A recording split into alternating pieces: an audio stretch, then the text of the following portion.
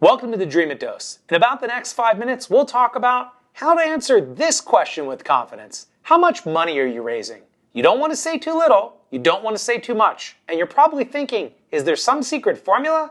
Actually, there is. So, let's dive in.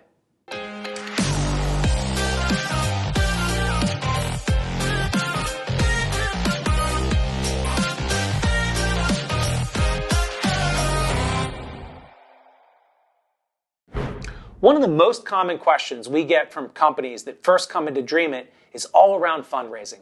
How much should I raise? How much should I say I'm raising? And what do I show in my use of funds slides? So what's the secret? How do you start thinking about that? First, let me tell you the big mistake that we see people make, we see startups make all the time, is the amount of dollars that they're looking to raise is not tied to the critical goals for their company's growth. What's it tied to? Number one thing we'll see on a slide, we're raising $3 million because that buys us 18 months. And you know what? Time is not a fundable milestone. And an investor has no care in the world how much time it buys you. They want to buy learning. They want to buy goals. They want to make sure they're investing in things that are right for your company's growth. Time isn't that.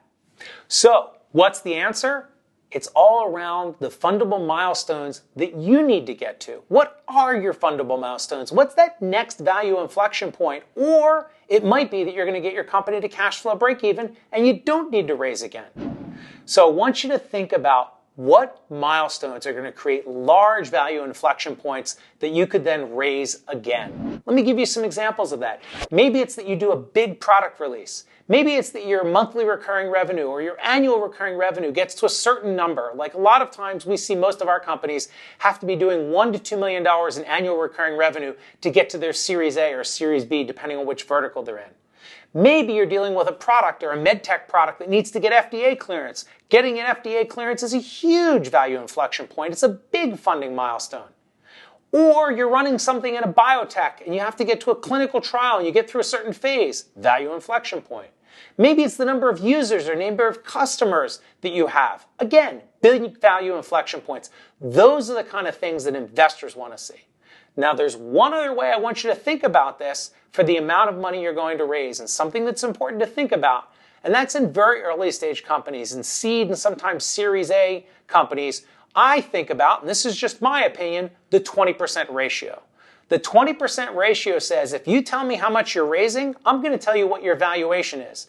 It's a different way to look at things. This is more about the amount that you're raising. But if you tell me that you're raising $3 million, well, let's see, $3 million is 20% of what number? It's around $15 million. So if you told me you're raising $3 million, I have to believe that post-money valuation, your company is going to be worth around $15 million.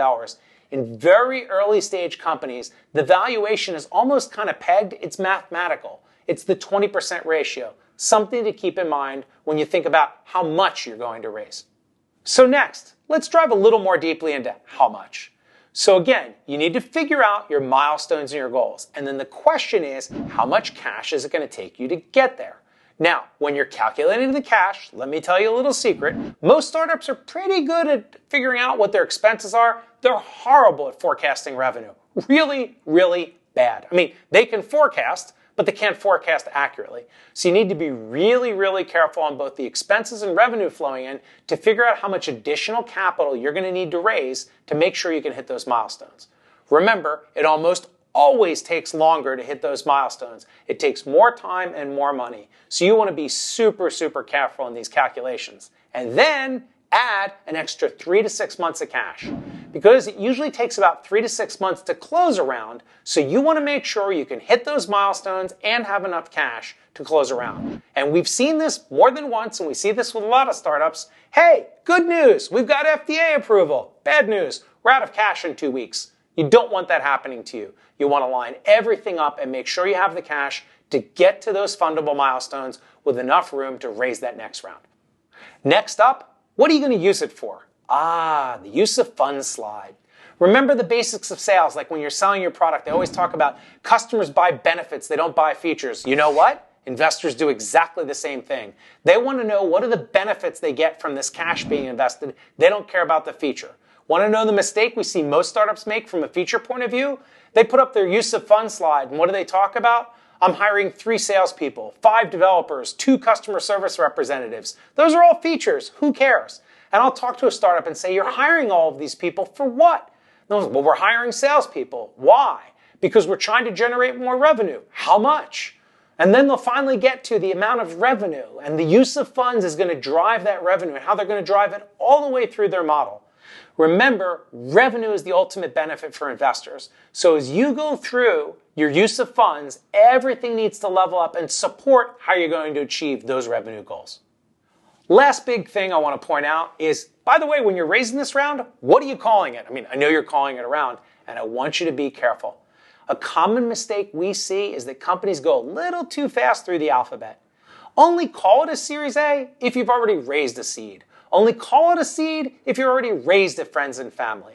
That's why you see sometimes also startups will say, well, we raised a seed, and now we're raising our seed-1 and our seed-2. They're trying to slow it down. What are they trying to do? They're trying to make sure they don't burn a letter.